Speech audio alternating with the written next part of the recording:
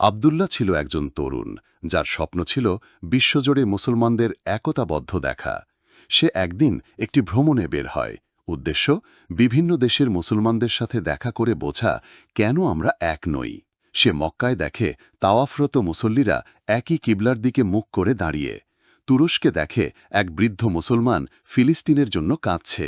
বাংলাদেশে এক যুবক জানায় সে প্রতিদিন উম্মার জন্য দোয়া করে। তবুও একটাই প্রশ্ন ঘুরে ফিরে আসে, আমরা কি সত্যিই এক?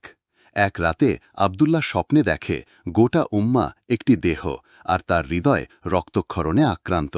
এক অংশ ব্যথা পেলে অন্য অংশ অনুভব করে না। ঘুম থেকে উঠে আবদুল্লাহ বলে উঠল, আমরা যদি এক দেহ না হই তবে উম্মার হৃদয় একদিন থেমে যাবে।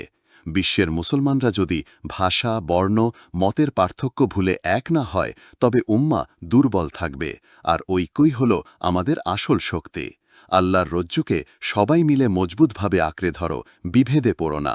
সূরা আলে ইমরান 103।